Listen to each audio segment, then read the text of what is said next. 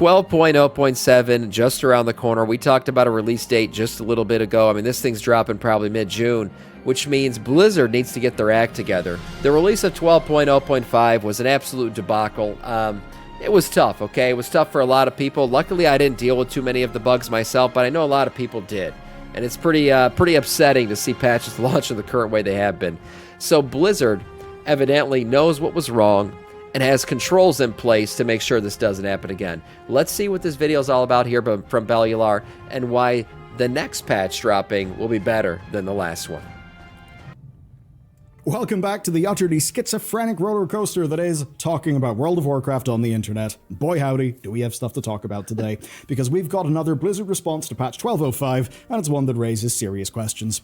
Paul Cubitt, the associate game director, sat down with Taliesin and Avatel in the wake of one of WoW's most broken patches ever. People really aren't that happy about what was said in the interview, and if I'm being honest with myself, yeah, I think a lot of those people are right, and we'll get into it in this video. Now, Blizzard's intent with this interview may have been to smooth things over. I did talk about the interview and how I felt like it was a bit disingenuous that he was really focused on the limitations of the test servers, and how, we didn't know it was going to save your item that you got from your Void Vault thing, that it was not going to save properly because our test servers only have one place to save, where the real servers could have saved it anywhere at any of these one of these places, and when it does, it doesn't track with your character, so you could re-roll on the same loot again. I felt like because that was an actual limitation on the test server that maybe they have a legitimate excuse for, that was the one thing he focused on. Whereas a lot of the other bugs that existed, they were things that should just have been tested out. They should have found them, and they didn't. And I think that's why they're not talking about those other bugs as much. I know T&E happened to be in the region for Final Fantasy XIV Fan Fest, so why not? But Paul unknowingly exposed holes in Blizzard's logic, and worse, he even let slip some details that have really upset people like crazy. So today I'll be going over everything that WoW leadership said, and that's how I'm treating it. It's not about dunking on Paul, it's about WoW leadership, and to examine this team's decision-making, and, well, how that decision-making is leading to a progressively more buggy game over time. So let's start with the hottest topic, which is, of course, the bugs. Yeah. Taliesin asked if Paul would mind him asking about patch 12.05, and he responded by reiterating the big message Blizzard posted. He did. Of course, Cubitt himself comes from a QA background, so when he says they take this kind of thing seriously, well, yeah, I get it. He's been on QA himself. But it's what he said next that made me realize that something may just be up, because he explains this whole thing using the analogy of potholes. Here's exactly what he said. When these issues come up, best thing we can do is, well, we'll fix them quick and identify the potholes that we know you fell into and pave them over again so we don't fall into them again. Okay, so that's basically the team's focus. That's his answer to that question. So it does sound like a launch it and fix it mentality, right? Just get it out the fucking door and we'll deal with anything that shows up. We'll let the players essentially be the testers of the patch, right? Let the players hit the potholes. We don't got to go out and look for them. Just let the players hit them. When they tell us where they are, we'll go fill them in. That's kind of what that comes off as. Now, I'm sure Blizzard actually does not want to launch a broken patch. Why would they want to? They don't want to. And they're trying to do, I guess, the testing that they can do before these things launch. The problem is, I guess, their testing is just not, A, rigorous enough, or they just don't have enough people to actually test it properly. It's probably that one, because they did lay off a shit ton of testers a long time ago. So, yeah, they're feeling the repercussions of that. They're probably trying to have AI do testing for them, and everybody knows AI is filled with a bunch of false promises, at least right now. It can't do a lot of this shit, so that's the reason why we're getting a lot of bugs. And on face value, it seems like a good analogy, but I think it only seems like that if you are not in and around the world of developing software. Because actually, I think it tells us their real problem. If they're only fixing potholes that players have already driven into, well, there's a little bit of a problem, especially when so many of those potholes were driven into by players on the public test realm, weeks and weeks before the stuff went live. Now, in essence, what Paul's kind of saying here is that it's the individual team responsible for the pothole who are going to be resolving the issues here. And to explain that, he uses the bonus roll example from their blue post, but with a little more detail. He talks about realm lists differing from PTR to live, and how the feature was saving to the individual realm instead of the whole region, and basically that's why people are having a lot of issues with their to this realm. Raw dog. Yeah, we got raw dogged by Blizzard in that last patch. Thank you for the follow, man. Welcome to our Scourge. Look, the reason why I feel like Blizzard loves to mention this one is this one's like, you can understand it. Like if this was the only issue that we had that entire patch launch, I think a lot of players would looked at it and said, "Oh, okay, that makes sense." They didn't realize that the multiple ways that this thing could save on the real servers could have, caused this issue. They tested the shit out of it, but they didn't realize that their testing server had that limitation there, and that would have caused problems. So this one's excusable, and that's why I feel like they keep falling back on it. Bonus rolls. Now, the point is, in me highlighting this, is that their focus is on avoiding individual problems. Whichever engineer wrote that code made a mistake. Whoever wired the system up made a mistake. And Blizzard are promising they won't make that mistake again. Sure, seems fair enough. But for us players, obviously, the real issue starts before the mistake is made. Because we're not particularly interested in how Blizzard will prevent little individual bugs from escaping. The thing that we're worried about is why so many bugs are even happening in the first place. I mean, it's funny to the point of after this interview was posted, they had a World Quest bonus week that for a little bit was bugged and wasn't working on the new reputations in this expansion. Hardly the worst problem in the world. They did solve it pretty quickly, but it was kind of funny. But to get back on track, what people care about is the circumstances that are leading to these bugs shipping in, well, higher frequency. Did the engineer have too much on their plate? Were they unfamiliar with that part of the game? If so, did they have access to other engineers to ask questions? That's the kind of thing that I'm talking about. There's another problem with the constant firing and hiring that goes on right now in a lot of these companies and a lot of companies in America. You get kind of a brain drain, where you lose a lot of these experienced guys because you want to hire back some, cheaper, younger people, whatever it is, or you've replaced some people with AI. The problem is picking up where somebody left off is often a difficult thing. Even at my own job, I much prefer to start a project from the very beginning on my own and build it out entirely myself, rather than pick up where somebody else fucking left off. It's very difficult to understand what the hell was going on sometimes, what the person was thinking. And if some of these people are building off of code that was coded by somebody a long time ago, and they're just adding shit in, trying to edit it, yeah, that can lead to a lot of mistakes. You're trying to, and then that person's not even around to ask them questions because they were fucking stupidly fired a while back. So now you got to deal with the fact that you can't even go back to this person, ask them why this piece of code exists. You just delete it, and all of a sudden you've broken all the fucking loot in the game or something. Yeah, that kind of stuff's been happening a lot. It's not just a Blizzard problem. That's a corporate America problem right now. Processes, pipelines, developer resources, automated testing, ticket handling. I think people actually need to hear real, concrete plans about how they, try to solve any of this. Of course, that being said, the vast majority of these bugs were discovered on the public test realm, and, it wouldn't really have mattered how many QA people Blizzard threw at the issue. At the end of the day, the developers didn't get the stuff fixed, did they? And so, with such a weak analogy being used to explain what they're doing, didn't really feel great. And then, there is rather obviously the humongous elephant in the room. Because I think the communities broadly came to the conclusion that, the 8-week patch cycle has probably got something to do with this. And to his credit, Taliesin did bring this point up immediately. Now, there's a lot of aspects to the 8-week cycle. It's extremely marketable. I mean, 2 months per patch, 3 patches per season, 3 patches per expansion. It's great. On paper, it's a great plan. Yeah, timing-wise, I like it. I do always feel like there's something coming up. We just talked about probably the release date for 12.0.7, looking like it's coming up mid-June. That's great. And then in August, where we'd probably be getting 12.1. Like, there's a lot of shit going down, and it's happening quickly, and it feels like there's always something to do in the game. The problem is it doesn't feel like Blizzard's able to keep up with it. While they are actually hitting the dates, they're hitting them, like I said, you open up the road and just let players drive, and they're like, they'll find the issues. And when they do, we'll fix them. And that seems like a kind of a messed up mentality a little bit, because if this game was free to play, that wouldn't be a problem. People wouldn't complain. They'd be like, well, Blizzard doing all this for charity. It's a free game. How could we possibly complain? We'll tell them the issues when we find them. But the fact that we pay not only to buy the game, but then we're paying monthly to play the game, and for a week out of that month, the patch is broken. Yeah, that feels a little bit like you're getting ripped off sometimes. But ever since they started, we've had more and more issues each patch. And sometimes the way things repeat is just funny. Patch 11.1.5 was a dud in the same way that 12.05 struggled almost exactly 1 year ago.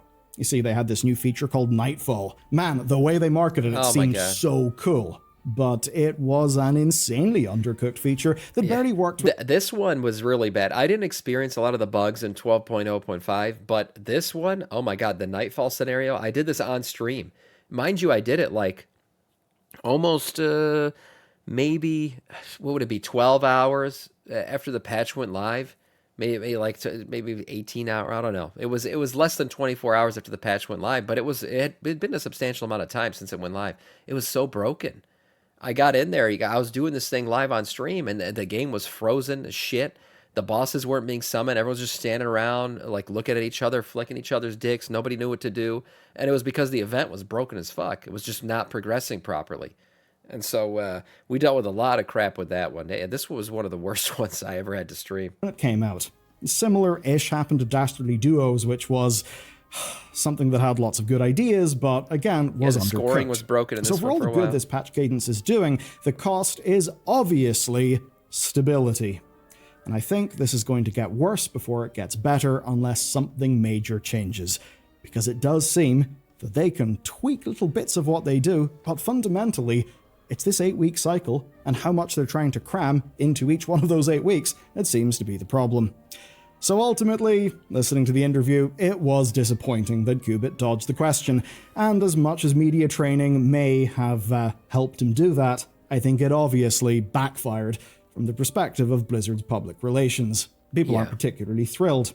Now, we know some of the issues going on. We know the devs are multitasking like mad between patches. As an example, recently an ex-dev was talking about his Dragonflight time and said that at one point he had 6 patches on his docket.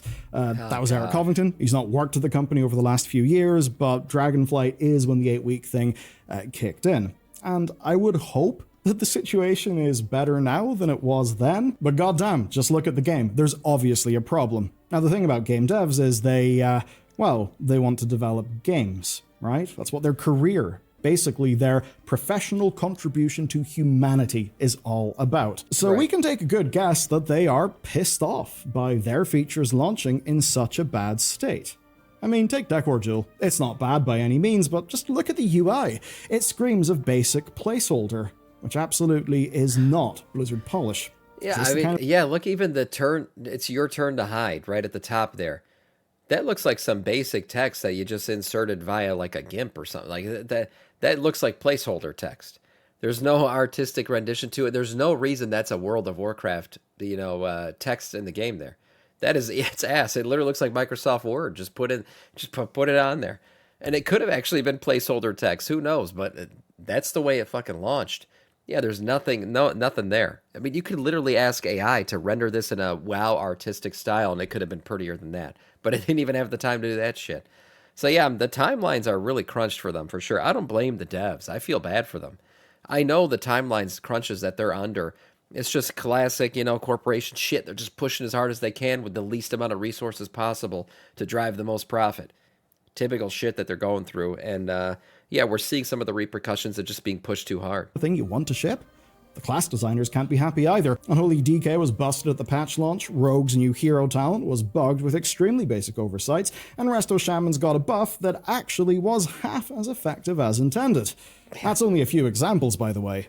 There is no way that the devs responsible for this work aren't pulling their hair out in frustration. Well, for sure. And the funny thing is, there are a few obvious exceptions. As an example, ritual sites is an excellent addition to WoW. Great. Whatever circumstances made that happen are worth examining. And look, perhaps the fact that it's locked off in its own little instance just made it a more straightforward feature to develop. Yeah, and technically ritual sites didn't introduce anything new to the game. It's just like it's an affix system with a instance zone. That's what it is, really. It's like Visions of Nazoth plus Mythic plus Island Expeditions. Like, it's just a lot of reskinning of those systems.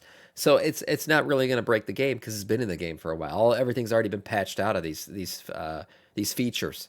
They just kind of reskinned the features into these ritual sites, which I actually like a lot. I think they're very cool. Who knows, but it is weird how just uneven a lot of this stuff is. Now, if the 8-week patch cycle is non-negotiable, awesome, like the non-answer seems to imply, then Blizzard needs to build a pipeline that can actually execute the 8-week cycle well. Maybe that means delaying features. Maybe it means looking at developer responsibilities. Maybe it even means saying no to features or to class changes until what you've already got is working. Whatever it is, it's not something they can just power through. They've evidently been trying to do that for years now, and it's pretty much always been to the same effect.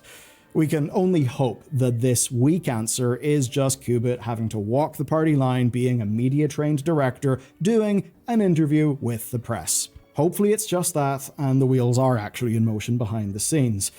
But sadly, bugs are not the only question we got weird answers for. Tank balancing. Natalia asked about tank balance, and if you're not aware, well, it looks like this, which is pretty wild.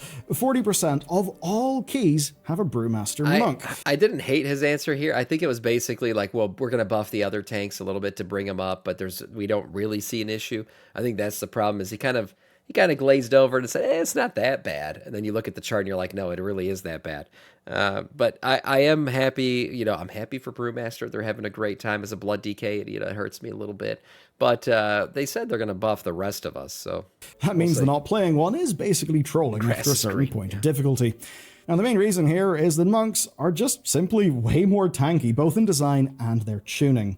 We've had a few balance passes since the problem became obvious, but Blizzard haven't really bothered to address basically any tank issues thus far.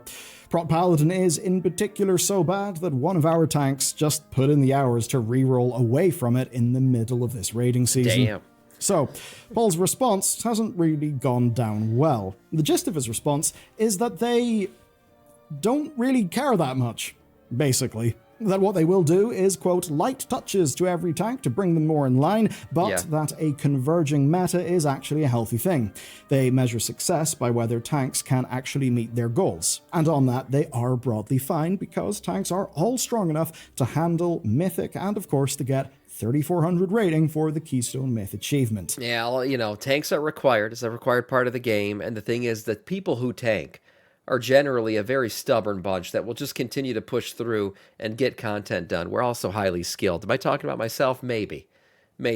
But the truth is, I don't care where Blood DK currently sits on the meta charts or the fucking DPS or whatever it is, survivability. I'm just going to play it because I actually, for some reason, I'm a glutton for punishment and I enjoy tanking in this game. So I continue to do it, whether it's fun or good or not, whatever it is. And I feel like a lot of people who actually tank a lot in this game, that's kind of their mentality. So Blizzard gets the benefit for that a little bit in that if tanking's a bit broken, you're still going to have that core base of your players that just are going to tank anyways. They're just going to deal with it. That's how we roll. Yeah, we just deal with shit. By their data, players are hitting their goals just fine, even if we have a bit of a skew. The problem is, though, you're going to get a tank shortage because a lot of the people that are kind of iffy on tanking, they're not going to tank. And you're going to deal with what you currently have, which is basically, if you're a tank queuing up for anything, you get an instant queue, no matter what, because there's nobody tanking. Meta. Obviously, though, as, say, the Augmentation Evoker launch season kind of shows us, a very skewed meta can be a bad thing for the health of the game. So it's the kind of thing that when you listen to the Paul interview, it seems fine. But I think it's actually insane because it completely ignores the actual experience of playing the game in favor of saying, but my data. You see, the thing is, to Paul and the rest of the WoW team, any data you get is a little bit of a lagging indicator. You can't rely on it. You need to develop your intuition better and be able to act on it. You see, right now, there's a gigantic tank shortage in the game. That's because tank is seen as the worst role to play for probably a few dozen reasons by now. So, Blizzard, I guess, sit and they watch, while 5 out of 6 tanks are comparatively unwanted. Healer and DPS get some changes, we have seen those come in, but tanks, who are way worse off, have gotten silence. Prot Paladin is the worst tank by a country mile, and it did not even get a single line in the patch 12.05 patch notes. So if the main way you play WoW is Prot Paladin, then I suppose the answer is basically, stop playing. Fuck you, reroll. It may as well be that, because even the promise of light touches being done rings hollow when it's actually been no touches done. When the light touches don't materialize until weeks upon weeks upon weeks after the issues are identified. What? Now, to be fair to the WoW team, Lindori's Glow is an attempt to help. I think it's a fantastic addition to the game. I think it will help. This is great. I love that. I said this when they first introduced the Lindormi feature. I was like, please just make routes an obvious thing in the game for tanks. It's one of the hardest things for anybody who decides to start taking to pick up. It's a reason why, like, if you don't get started tanking it early in a season, you kind of get left behind because nobody wants to fucking deal with you learning the routes during the season. And then you got to go watch a bunch of external videos to figure out what the proper tanking path is. This eliminates all of that. And I said it right when I saw it the first time I did a +2 this season, and I saw the lights and the Lindormi path. I was like, they got to put this in all the difficulties. They got to have this across the board. This is great. This is perfect. The tanks need this. A lot of people will finally try tanking because of this, and boom, they did it. Because they clearly they listened to me. That's why, obviously. So having this in the game is great. Buffing some tanks would be awesome. Somebody said they did buff Pally tanks. Maybe they did recently, but clearly they're still the worst tank. I will say that. They still need more buffs. But not feeling the constant pull to re-roll to the flavor of the month would certainly help. Now, it's not utterly cataclysmic, and WoW has never been a particularly balanced game, but it is frustrating as a player, and that means that ultimately their philosophy of, quote, not being disruptive is, in this case, absolutely wrong, because the tank scene needs to be disrupted, and frankly, prot pounds need to be disrupted off the threshold of whatever bridge or tall building they're currently standing on. But that ain't it. We're about to have the same pattern in another department, so if you're a person who enjoys the cosmetics, if you want your character to be kitted out just the way you want it, well, this isn't good. Amani we were told that Amani yeah. troll appearances were a reward. I'm sure plenty of people got excited about that, but it turned out to be a handful of hair and skin color options. No beards, no hairstyles, no body types, nothing. Just different color options of things. Taliesin brought up... there's those obvious wins. The obvious win, make Amani trolls playable. Blizzard goes, nope, we'll do Haranir. And it's just something that the players want, and I don't understand why it won't happen. And it's not because like these guys would be very difficult rigs for Blizzard to deal with when it comes to armor. They're fucking adjusted orc rigs. That's all they are. So the real thing is like, what the hell is the reason you're not going to make these guys playable? I have no idea. I really can't justify it. I'd like to make an excuse for them, but I don't know what it would be. Clearly, people want to play Amani trolls. I don't know what the reason is to hold that back from the player base, and then to promise customizations and then leave us with what we got. Yeah, it's pretty sad. I made a whole video about Amani customizations coming when I found out this achievement was happening. I got so excited, and then the video freaking is just shit on all over the place. Everyone goes, "Well, fuck you, Sam. They're not even real. It's just hair colors." I understand. Up his own, quote, crushing disappointment. He asked if more was coming on this front, specifically the new forest troll body type, which looks really cool. It does look cool. And he was stonewalled. The quote is, we'll keep listening to feedback. I wouldn't hold your breath anytime super soon. That's good. If he did ask people to hold their breath, then I suppose a lot of people would be dead. Basically, as it turns out, this troll thing was just an idea, it was a nice little bonus, and really nothing more. They never promised more, so I guess it's sort of fair, but at the same time, look at the Haranir. They have a new body type and some of the craziest customizations we've ever seen, which is fantastic for the several Haranir players that there will be in a few years. But Blizzard clearly aren't thinking ahead for what players actually want or how they might react when they see something in-game. This is a team that is firmly having their heads down, making the thing, and then reacting to whatever happens with the player base. Yeah. It is not a forward-looking team. It's forward-looking in that it has roadmaps, but I mean forward-looking in the sense of understanding how your players will react to things. Now, to be fair, I can understand Paul not wanting to let certain things slip. I can understand the more media-trained feeling questions. But a few things certainly did still slip, and for many of us, me included, this next thing is the big one. One of the problems we had with the whole Darkwell to Dawnwell story beat, outside of its general tone, was the speed. Yeah. It was nice while we had it, but it was just a tiny, teensy blip. It was so quick for what is fundamentally civilization levels of change. Right. Well, it turns out, according to Paul, they actually planned it to hang around a little bit longer. You see, Taliesin asked about how Blizzard felt, just of the pace of the split raids, and Cubit said they're happy with the split raid pace. He didn't confirm that the whole split raid thing will happen again, but they're not off I thought splitting the raid was nice. I think splitting the raid was a good idea. It made the expansion feel like the launch felt longer, I guess you could say. Like it felt like there was more shit to do, more new stuff coming out during the launch period. I thought it was great. Now, in terms of the story, yeah, I don't get why we had to go from Sunwell to Voidwell to Dawnwell, like in a matter of it felt like a couple weeks, it was over. That story I felt like was going to be the entire expansion, and it was not even the entire launch patch. Like it was just done. Bam, we got the patch where it's over. Table. Do you know what, by the way? Little sidebar. Yeah, that's totally cool. I loved having the different raids here. I thought that was really neat. I liked how, we went from the Void Spire to the Marching Quel'Thanas. I thought that was a really story cool, felt cool way to do the story. Yeah. So the big picture thing, thumbs up. But you know what they say about the devil being in the details. So Paul went on to say that their initial plan was to have an extra week between them, so 2 weeks instead of 1. Basically, we could have had an extra week of the Darkwell, and perhaps whatever content could have came along with that. And to be honest, I don't think it would have changed a whole lot, but it would have at least let the threat hang around just a little bit longer before it got resolved. Now, the reason they pulled it forward was progression speed for the raiders, which I guess is understandable. We already have time-gating allegations over, well, there being the delay that there was, so I guess a further delay would have just made things worse. But it did mean that the coolest part of this whole story ended up being the shortest part of the story because they were more worried about raid pacing than story tension. And it's not the only way the story's been impacted here.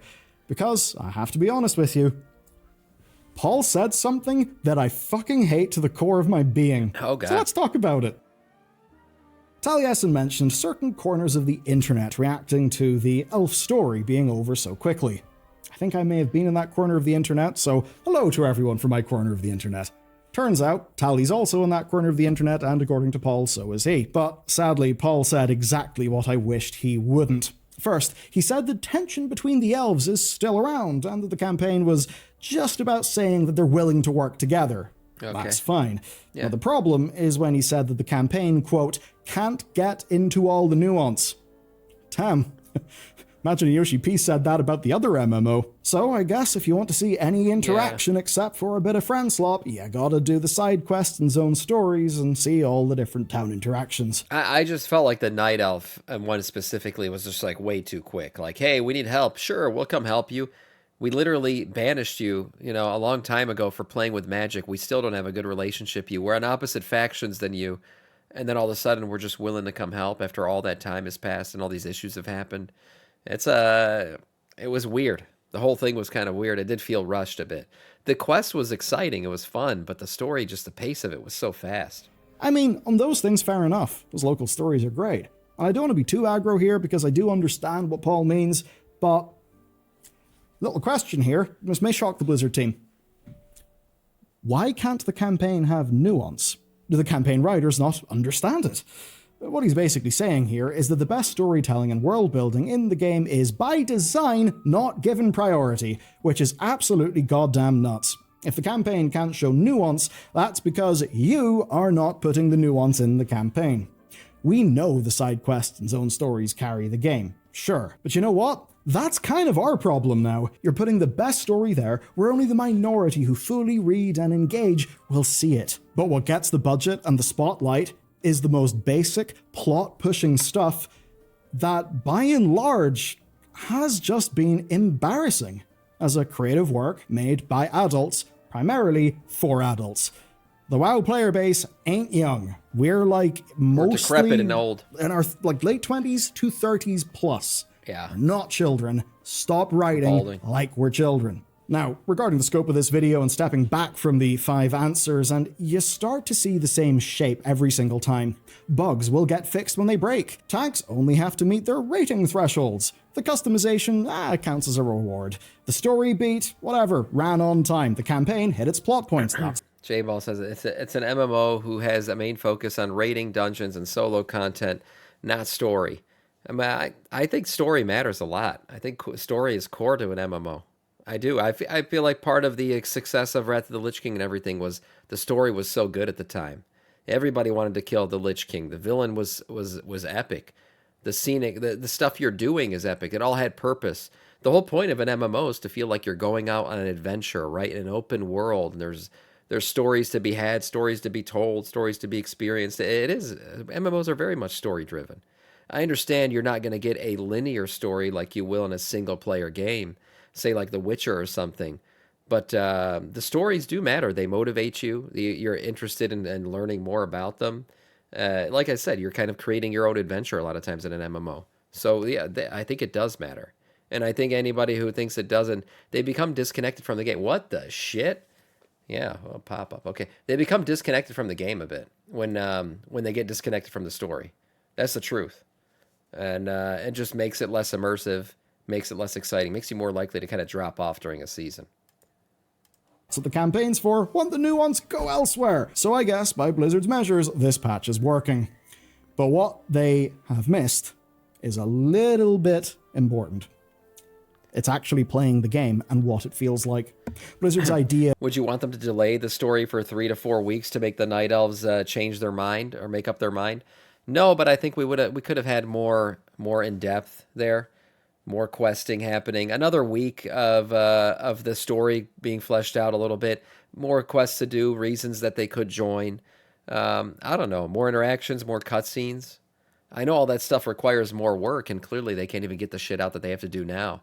But yeah, I just feel like there was a better way to execute it. It just didn't have to happen that quickly.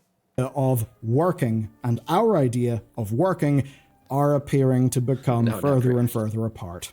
And a blue post and a fairly weak interview are not even close to closing the gap. We've been here before, and unless something changes, we will be here again. Maybe it'll be in 8 more weeks, whenever patch 12.0.7 hits. And by the way, not to shift gears too fast, but 1207 in many ways actually does look great. I mean, seriously. And by the way, like on the positive side, I will say I think Midnight Story is better than The War Within was or Dragonflight was. I think Midnight Story is some of the best storytelling we've gotten in quite a while. Like in terms of where the story is going and the direction they're heading and overall how everything's feeling, I like the story. I think it's because I like the story I would have liked more of it. I just felt like it was kind of glazed over, like very quickly we got past the chapter that I was very interested in. I think that's the problem. We might even... Not that the story itself sucks. I don't think it actually sucks right now. Get a heroic and mythic world tier. That is at least music to my ears. So if you want to see the thing that I'm really excited about that could actually be really cool, you know, to fully appreciate it before you get to have it seasoned by bugs, then hey, check out this video next. Seriously, do it. Look, there's people in that company and they are trying their damnedest to make WoW really goddamn cool. You know what? Bugs be damned, I still commend that effort. So go check it out. I'll see you over there. Yeah, a nice video overall. I do agree. We watched that interview on my stream, and I said some frustrations that he listed here where I was just thinking, oh, some of these excuses are a bit much, and he should have said that. Look, overall, it was just a touchy subject. The patch launch was bad. They had its issues. Hopefully they fix this shit going forward and don't continue to, you know, do the players will find the pothole strategy, because that hasn't been going well for them. Overall, a nice video, and hopefully better things to come with our patch launches from Blizzard.